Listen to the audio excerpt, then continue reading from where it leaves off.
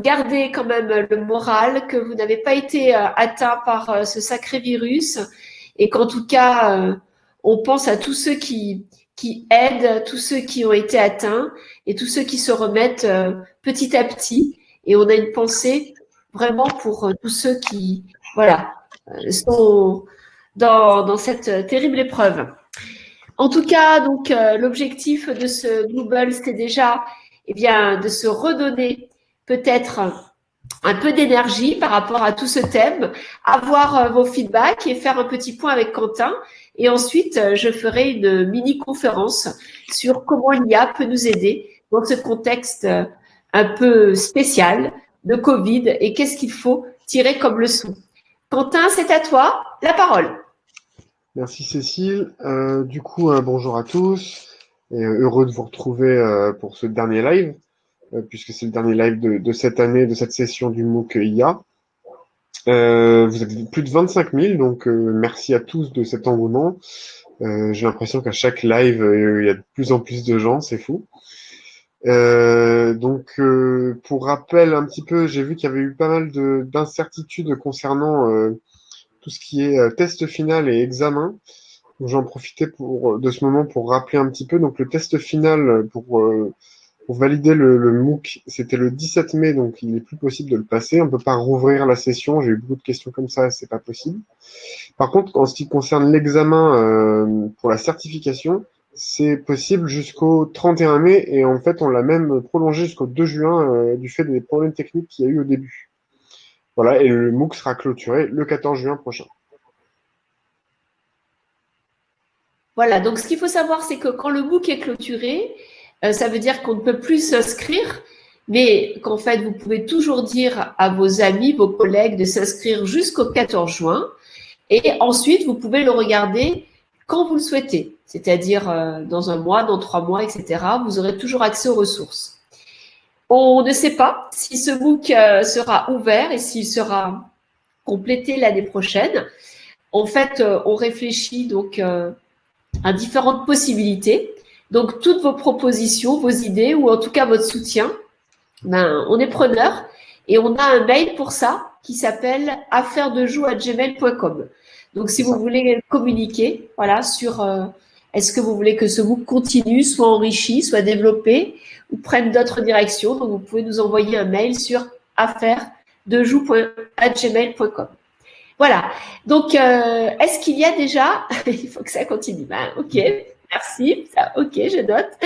Est-ce qu'il y a des questions peut-être pour Quentin ou pour moi sur le contenu ou sur d'autres aspects avant qu'on commence la mini-conférence? N'hésitez pas à marquer même dans le chat, hein, enfin Cécile a accès au chat, elle pourra lire les questions sans souci. Parce que dernièrement j'ai vu beaucoup de questions. Ah, quand on a réussi. Vous recevrez une attestation gratuite qui officialisera le fait que vous avez réussi le MOOC. Si vous avez eu plus de 80% de bonnes réponses sur l'ensemble du MOOC. Et cette attestation devrait être envoyée au moment de la clôture du MOOC. Voilà. Oui, vous pouvez poursuivre tout à fait sur le MOOC Manager qui, lui, est ouvert aussi jusqu'au 14 juin, mais l'examen final est passable jusqu'au 5 juillet. Alors, j'en profite pour vous dire qu'en fait, ces deux MOOCs sont très complémentaires. Le MOOC sur l'IA, c'est vraiment une initiation à l'intérêt de l'IA pour le management. Et le MOOC du manager au leader, c'est vraiment quelles sont aujourd'hui les meilleures pratiques de management. Et donc, il intègre les compétences numériques, l'agilité, il intègre bien sûr le design thinking, l'intelligence collective. Et c'est essentiel aujourd'hui de pouvoir monter en compétence sur ces thématiques. Donc, bien sûr, je vous invite à vous inscrire dès à présent sur le MOOC du manager au leader qui va également fermer aux inscriptions le 14 juin. Mais vous pourrez le faire quand vous le souhaitez, comme celui-ci. Ah, c'est très sympa. Merci. Je vois juste qu'il y a une petite question, effectivement. Où est-ce qu'on reçoit l'attestation? Et c'est sur le tableau du MOOC, hein, c'est ce a dit Aurélie. Donc, vous le recevrez via votre profil FunMOOC. Voilà. Donc, l'idée, en fait, c'est donc deux choses. Déjà, je voudrais…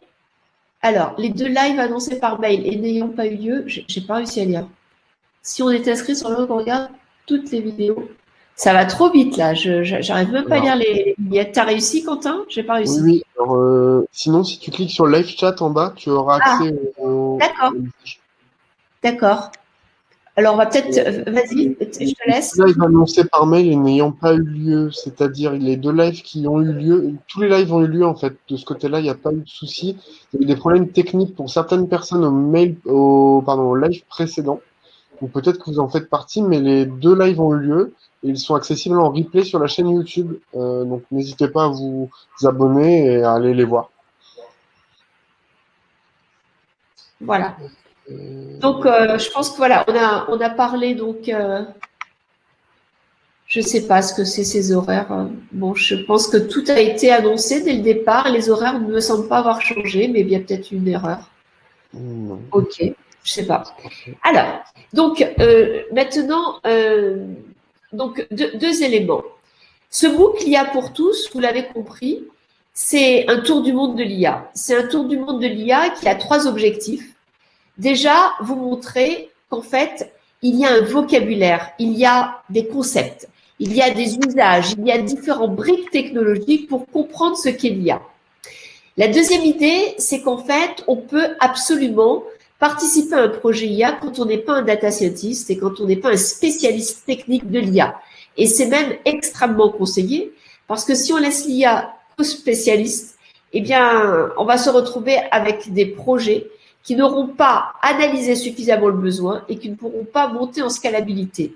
Donc, c'est très important qu'il y ait des experts métiers dans les projets IA et c'était l'objectif également de ce book, de vous montrer que vous devez participer à des projets IA. Et la troisième idée, c'est surtout de vous montrer qu'en fait, il va falloir transformer quelque part votre métier et vos compétences. Vos compétences parce qu'il y a des choses, des tâches que vous allez devoir laisser faire aux IA, d'autres que vous allez faire bien sûr grâce à elles, et puis enfin celles que vous allez faire avec elles. Donc ça, c'est l'ensemble des thèmes que l'on a traités sur les compétences pour remplacer, assister et bien sûr être augmenté par l'IA. C'était vraiment les 3 idées centrales de ce book. L'objectif, bien sûr, c'est de vous montrer des cas d'usage. C'est pour ça qu'on a fait une étude de cas avec l'application Teach on Mars. Et cette étude de cas, c'est à la fois le cas EDF et le cas Malakoff Médéric Humanis. Et on est allé plus loin avec un ouvrage qui sort vendredi qui s'appelle « Ce sera l'IA et ou moi ». Et dans cet ouvrage, ça va beaucoup plus loin que le MOOC, mais ça reprend les grandes thématiques. On a essayé de rassembler plus de 100 exemples dans le monde entier de pratiques en management d'IA. On a essayé de montrer les recherches scientifiques qui prouvent les thématiques qui sont explicitées dans ce MOOC. On a essayé d'être extrêmement illustratif avec beaucoup d'exemples et de très nombreux schémas. Et ensuite, nous avons conçu 7 workshops pour pouvoir, bien sûr, donner à tous les consultants, les formateurs, les personnes qui veulent aller plus loin, la possibilité d'avoir des workshops avec des fils conducteurs et du matériel, des ressources pour faire monter en compétences, acculturer son écosystème. Donc, cet ouvrage qui sort aux éditions Viber, qui est en format électronique et en format papier, bien sûr, c'est l'étape d'après le MOOC. C'est vraiment pour pouvoir mettre en pratique et avoir un ouvrage de référence qui allie la science, la revue de littérature, les recherches, la pratique avec des exemples et avec des illustrations et des workshops. Sachant que vous avez des QR codes dans l'ouvrage et ces QR codes, donc Quentin vous en met quelques-uns sur les réseaux sociaux, vous permettent d'aller plus loin donc dans des interviews qui sont sur la chaîne YouTube. Et vous avez, si vous êtes abonné à la newsletter, un extrait de l'ouvrage qui est bien vendredi, donc vous pouvez encore vous abonner à la newsletter sur ceciledejou.com, un extrait de l'ouvrage qui vous sera proposé vendredi pour pouvoir le feuilleter de façon gratuite. Donc voilà ce que je voulais vous dire. Donc, on va aller plus loin. Cet ouvrage, c'est une première étape, mais il y aura d'autres étapes à la rentrée et une très grosse surprise à la rentrée pour continuer à acculturer l'ensemble des managers aux pratiques liées à l'IA. Maintenant, ce que j'aimerais dire, c'est qu'est-ce qu'il faut retenir en fait quand on est un manager ou un collaborateur et qu'on a commencé à se poser des questions, à prendre des bribes de connaissances un peu partout. La première chose, c'est qu'en fait, l'IA va changer les pratiques au travail. Ça, on en est convaincu. C'est démontré à peu près dans toutes les use cases, dans tous les cas pratiques où l'IA a été intégrée dans le management. Oui, ça va changer les pratiques. Ça veut dire deux choses. Que ça va d'une part permettre d'économiser du temps, mais d'aller plus vite et surtout de faire les choses en asynchrone avec les machines qui travailleront pendant que nous, on aura un travail plus de réflexion. Elles pourront avoir un travail beaucoup plus opérationnel. Donc, le temps va être multimodal. Le temps en synchrone, en asynchrone, le temps dans sa rapidité, le temps dans sa séquence et le temps aussi par rapport à la prévision, c'est-à-dire au court, moyen, long terme. Donc, dans cette première idée, l'IA impacte les pratiques de travail. La variable qui est affectée, c'est le temps. La deuxième variable, c'est bien entendu les processus. Ce qu'il faut bien comprendre, c'est dès que l'on va mettre de l'IA dans le travail, ça va changer totalement les processus qui vont de plus en plus être automatisés et qui vont donc diminuer les métiers liés au contrôle. Donc oui, on a dans les organisations des personnes qui contrôlent, des personnes qui contrôlent les contrôles, et puis certains auteurs appellent même ça des bullshit jobs, c'est-à-dire en fait des jobs où on fait les choses, mais c'est pas évident que ces choses créent de la valeur. Et donc, dès que l'on va mettre de l'IA, il va y avoir une sorte de scan de la valeur, et tout ce qui n'aura pas de valeur va être élagué. Et donc, la deuxième variable dans les pratiques de travail, c'est les processus qui vont être transformés, j'allais dire diminués dans leur épaisseur. Ils vont être donc condensés. Troisième variable dans les pratiques, après le temps, après les processus, c'est bien sûr la variable espace. L'IA, en fait, va permettre aux managers de pouvoir trier, classer, de pouvoir mettre en relation et de pouvoir optimiser. Et donc, ça va avoir un impact très important sur les espaces. Pourquoi? Parce qu'aller au travail va devenir, surtout après le Covid, un moment premium, un moment magique, un moment unique, un moment où on ira simplement pour faire du réseautage et pour créer une nouvelle forme de valeur. Et ça sera une valeur sur la mise en relation, l'effet miroir, etc., etc. Donc, vraiment, c'est une variable importante donc à prendre en compte. Le deuxième pôle qui va être totalement impacté par l'IA quand on est un manager ou un collaborateur, c'est tout ce qui est lié à la décision. Pourquoi? Parce qu'en fait, la décision, c'est le fil rouge sur lequel il va falloir vite se positionner. Jusqu'où est-ce qu'on va laisser les IA décider? Lorsqu'elles vont être plus performantes, lorsqu'elles vont être plus rapides, lorsqu'elles vont être plus innovantes. Jusqu'où on va leur laisser ce pouvoir de la décision? Pourquoi? Parce que la décision est un pouvoir dans l'organisation. Alors là, c'est un vrai sujet et dans le livre, j'explique très clairement qu'en fait, la plupart des décisions que l'on prend en management, c'est pas des décisions rationnelles. C'est-à-dire que c'est pas la décision la plus économique, la plus juste, équitable, la plus humaine, la plus… Non, on prend des décisions en management qui sont des décisions politiques, qui sont des décisions contextualisées, etc., etc. Et donc, c'est rarement la rationalité qui nous met en décision. Et donc, l'IA va nous proposer une nouvelle forme de rationalité.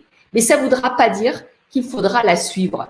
Et donc, il faudra parfois désobéir au scénario des décisions de l'IA. Donc ça, c'est très intéressant parce que dans la décision, l'IA va changer le rapport du manager à la décision à partir de deux variables. La première variable, c'est l'éthique. Jusqu'où est-ce qu'on est prêt à laisser l'IA en responsabilité? Et la grande question, c'est est-ce que l'IA peut être responsable? Et la deuxième sous-variable, c'est est-ce qu'on va pouvoir contrôler les IA qui décident?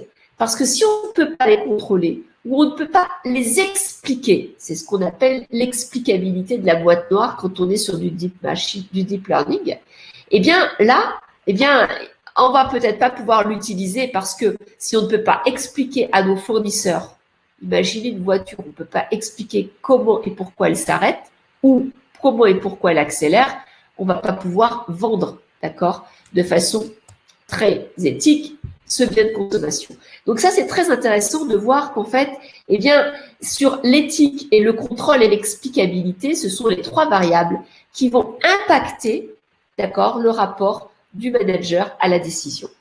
Le troisième axe intéressant, c'est tout ce qui est lié à la mesure. Quand on va intégrer l'IA au management, les indicateurs que l'IA va bien nous amener ne sont pas des indicateurs sur lesquels on travaille actuellement dans des tableaux de bord. Ce sont des nouveaux types d'indicateurs qui n'intègrent pas, par exemple, des objectifs, mais qui vont intégrer eh bien, des possibilités. Un objectif, c'est un chiffre, c'est quelque chose de clair, de déterminé. En management classique, on dit qu'il doit être SMART, spécifique, mesurable, accessible et bien sûr transférable. Avec l'IA, il ne peut pas être SMART, puisqu'on n'est pas sur un objectif, on est sur une probabilité. Et donc, ça veut dire qu'il faudra qu'on soit sur un spectre des possibles. Et donc, tout le domaine des indicateurs va totalement être transformé avec l'IA. La deuxième variable, c'est bien sûr la variable de la rationalité. La rationalité, qu'est-ce que c'est? C'est de dire qu'en fait, on sait ce qui est juste de ce qui est faux. Prenons un exemple en management, on va utiliser par exemple des cartographies, on va utiliser ce qu'on appelle des KPI, on va utiliser des tests, pourquoi pas pour recruter, etc. Donc, il y a le blanc, il y a le noir, il y a le juste, il y a le faux. Avec l'IA, on sera donc, comme on l'a dit, sur des indicateurs qui sont plus des objectifs mais des probabilités, dont des spectres.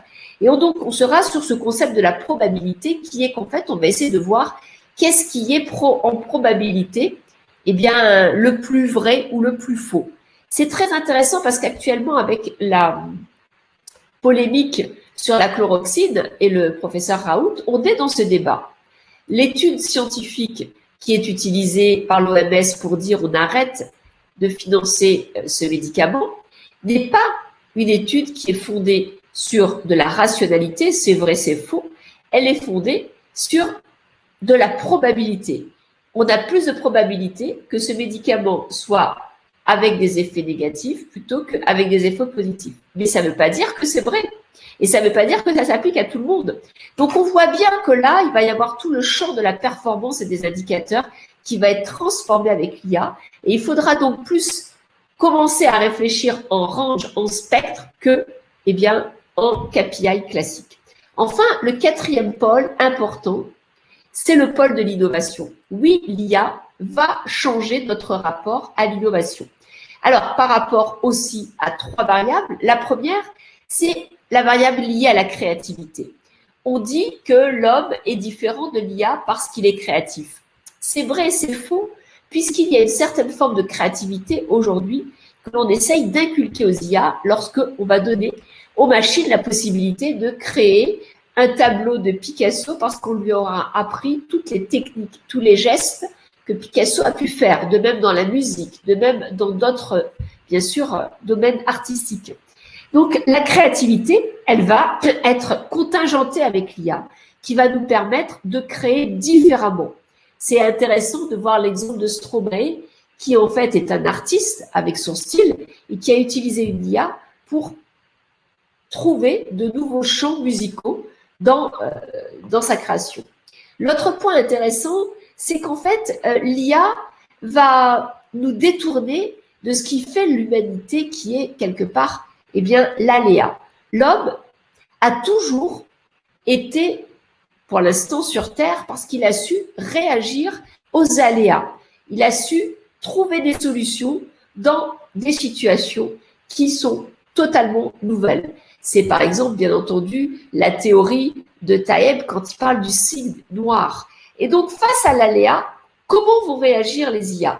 Et en management, c'est l'art du manager de pouvoir gérer des crises et de pouvoir avoir, bien entendu, une vraie attitude positive, constructive de l'aléa.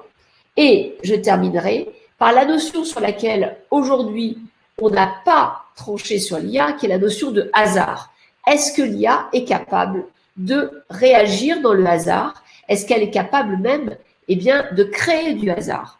Pour l'instant, en fait, on n'a pas de réponse à cette question, mais ce qu'on sait, c'est que l'homme aime le hasard et que pour l'homme, c'est une source d'inspiration que l'on nomme en management la sérendipité. C'est comment j'ai créé le post-it avec la colle U, puisque c'était en fait le hasard d'une mauvaise manipulation chimique sur un bout de papier qui a fait qu'on a créé un post-it.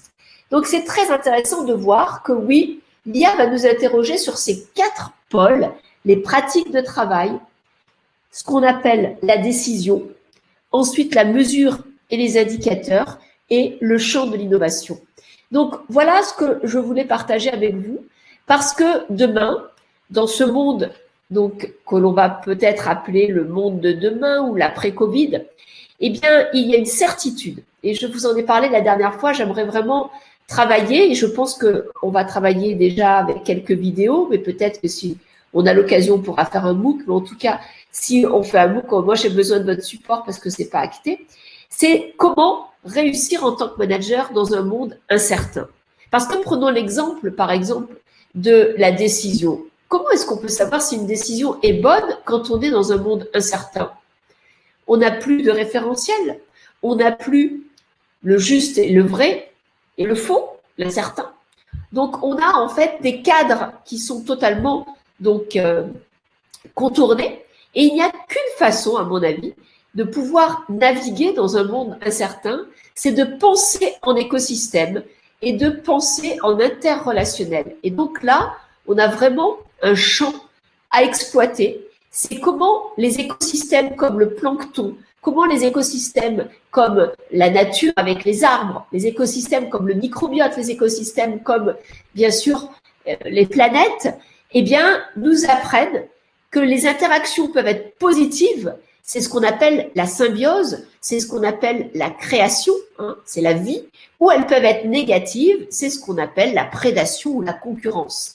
Et donc, les écosystèmes dans la nature, mais ça peut être également des écosystèmes minéraux, eh bien, nous expliquent qu'en fait, pour pouvoir continuer à être actif, à survivre, à être compétitif, à être positif dans un monde incertain, il ne faut plus penser en séquentiel et en linéaire, il faut penser en interaction et de façon systémique et bien entendu, donc en écosystème. Et c'est vraiment cet axe que j'aimerais approfondir avec vous. Donc, si ça vous intéresse, je vais envoyer sur la newsletter à céciledejoux.com, la chaîne YouTube et bien entendu sur un ensemble de publications sur les réseaux sociaux grâce à Quentin, des recherches et en tout cas un travail de réflexion sur comment manager dans un monde incertain et en utilisant tous les apports donc des écosystèmes dans le monde vivant. Voilà, donc c'était ce que je voulais partager avec vous. Si ça vous intéresse, avec plaisir pour avoir vos retours sur le mail affairesdejoux@gmail.com et j'espère ne pas vous avoir pris trop de temps. Et je suis à votre écoute.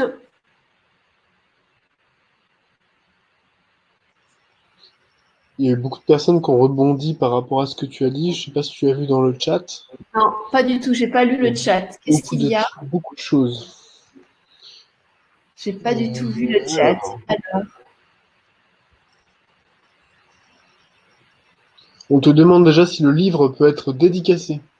Ah oui, c'est une très bonne idée. D'ailleurs, Quentin, on pourrait le faire. Ben, je vous propose de faire une dédicace, tout à fait. Donc, il faudrait qu'on crée un mail spécifique. Ça pourrait être livredejoux@gmail.com. Ouais. Donc, on va le créer avec Quentin.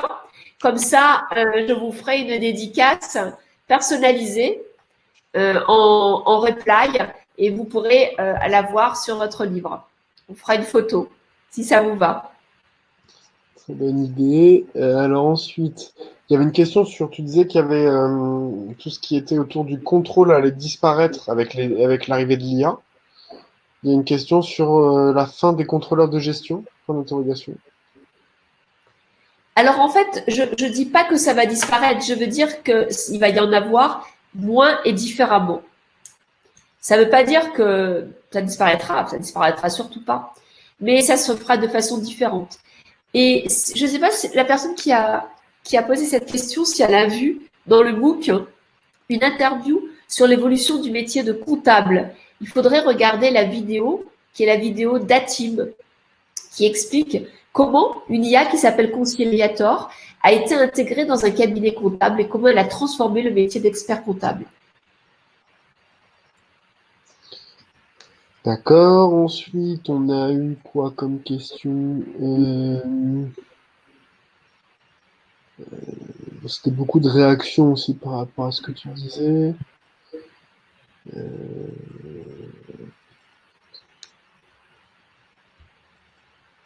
On posait la question, évidemment, une fois de plus, du rapport à l'éthique au sein d'une compétition mondiale sans régulation. S'il y a des pays, j'imagine s'il y a des pays qui ont l'IA et d'autres pas.